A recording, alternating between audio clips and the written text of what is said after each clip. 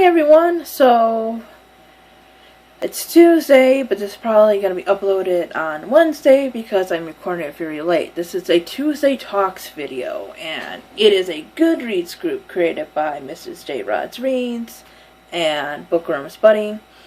So the topic today, / going into Wednesday for me, is what do you read most of? Like middle grade, young adult, new adult, adult. I read a mixture of things. For me, it's really a story.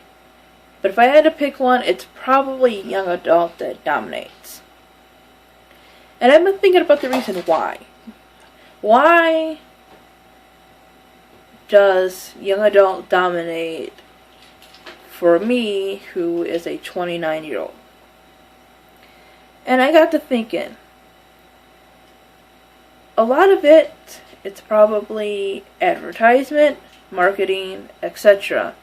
What is popular and marketed towards young adults versus adults. There are good books. They're not so much young adult, like young adults probably could read them, but the characters and stuff are older and everything. But there's this thing about, like, I don't know, it's like probably one of the most popular books aimed at adults that have gained a lot of popularity. And I'm not judging because I haven't read it to know, but I've heard things about it. And it doesn't sound appealing at all. I've heard the writing's bad. I heard certain things that they put in there about certain lifestyles and adult themes that are actually very misrepresented, represented, or whatever. You know what I'm saying. And all that other stuff. So, 50 Shades of Grey. That's been a big one. And to my knowledge, it's about some woman who goes to work for this rich guy, and he's into all this weird, kinky shit and everything. And people have said it's like borderline abusive and all that other stuff. Like I said, I'm not getting into it because I haven't actually read it. But stuff like that is what was marketed and aimed at adults. Then you have stuff like my favorite books, like The Hunger Games, The Fault in Our Stars, what else? But there's a lot of books and everything. But take those two. You have Katniss, The Hunger Games.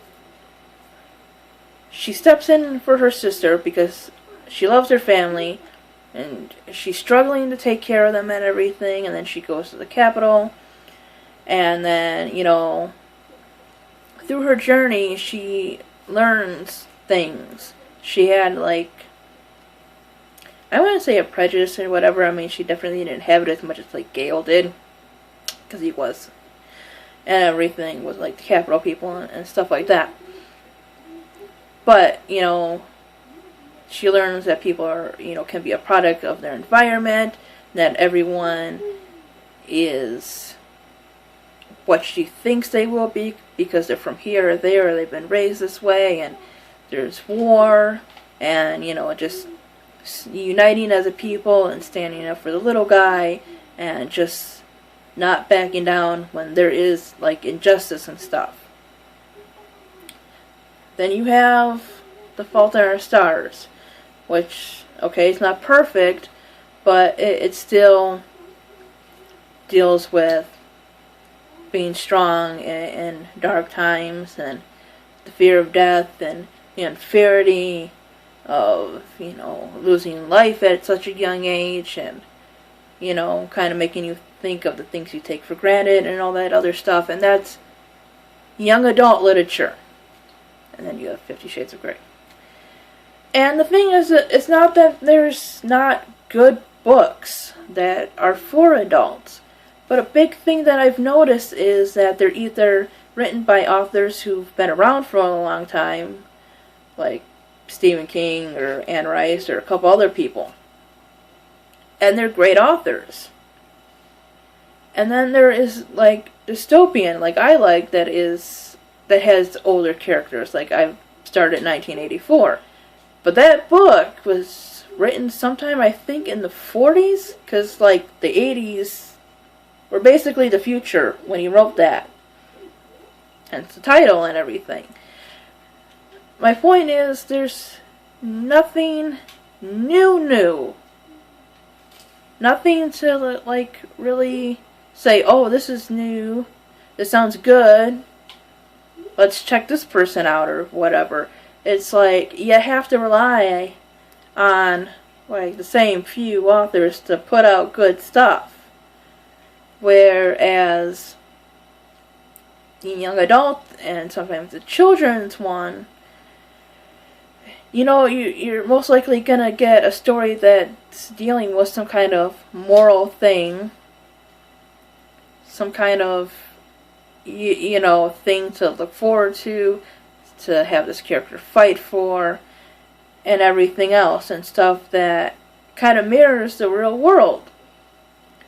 And like I said, it's not that it doesn't exist for adults, but it's like it's hard to find. Like there's certain books and stuff that I have on my TBR that I probably would not have known if YouTube didn't exist, unless I was like really out there just scanning the bookstores and everything. But people don't always have time for that.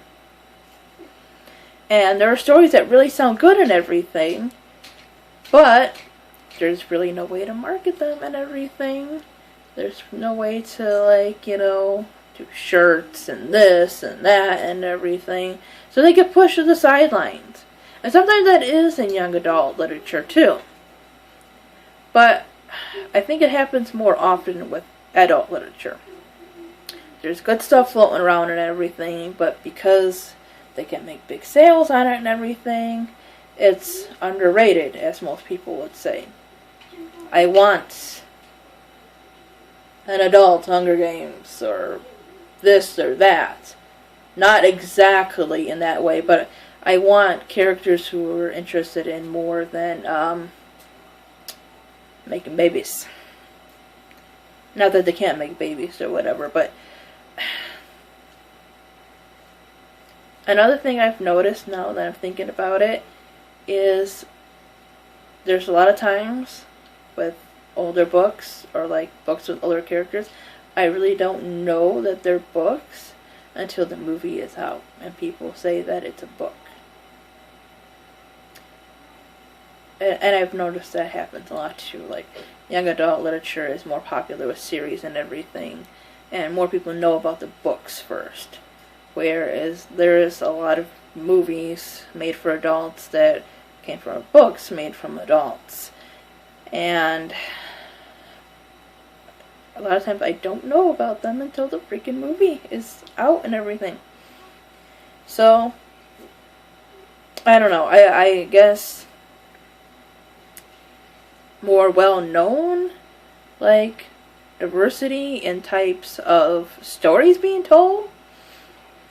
I want, you know, people my age to face stuff and go through real life experiences outside of dating and love triangles.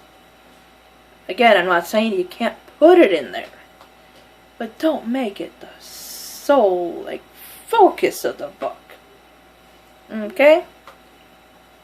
Maybe I should write one. Like, I'm writing a young adult novel now, and maybe I'll do, like, a new adult. Isn't that what new adult is? It's like a person that's, like, probably, I think, under 40 or whatever. So, maybe I'll write something like that, like on my next book. So, anyways, thanks for watching, and thanks for sitting through my rant and everything. If you have newer books with older characters that you know about, yeah, give me suggestions. Anyways, thanks for watching. Bye-bye.